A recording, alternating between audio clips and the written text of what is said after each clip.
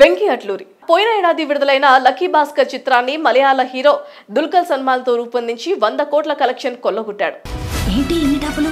Office లో bonus ఇచ్చారు బావ. లాటరీ విన్ అయ్యావా? పాన్ ఇండియా చిత్రంగా వచ్చిన ఈ ప్రాజెక్ట్ విమర్శకుల ప్రశంసలు అందుకుంది.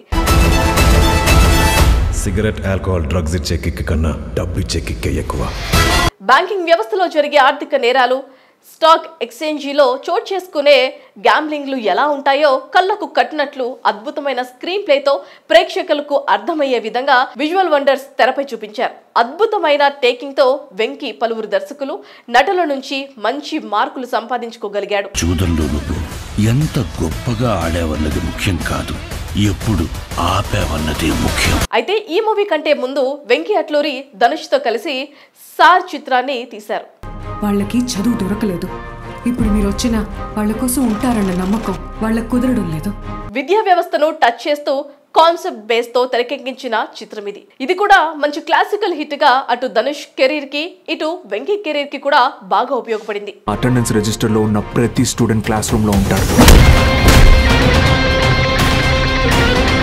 ఇదిలా ఉంటే వెంకీ తీసింది కేవలం 5 చిత్రాలైనా అందులో 2 చిత్రాలు ఇతర భాషా హీరోలతో తీయటంతో వెంకీ తెలుగు హీరోలను కావాలనే పక్కన పెడుతున్నట్లుగా రూమర్స్ కూడా క్రియేట్ చేస్తున్నారు.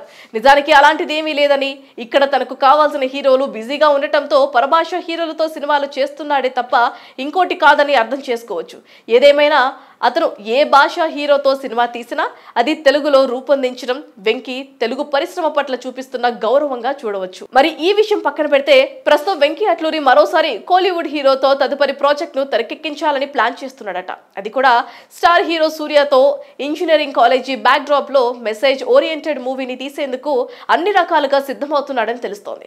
ఇందుకు సూర్యకి కథ చెప్పగానే అతను కూడా గ్రీన్ సిగ్నల్ ఇచ్చినట్లు కోలీవుడ్ లో సమాచారం. మరి ఈ ప్రాజెక్ట్ ఎప్పుడు పట్టాలెక్కుతుందో తెలియనప్పటికీ కూడా ఈ కాంబోలో మూవీ అనగానే కొంత ఎగ్జైటింగ్ ఫీల్ కలిగిస్తోంది. మరి మూడోసారి ఇతర భాష హీరోతో వెంకీ సినిమా తీసి హిట్ కొడతాడో లేదో చూడాల్సిందే.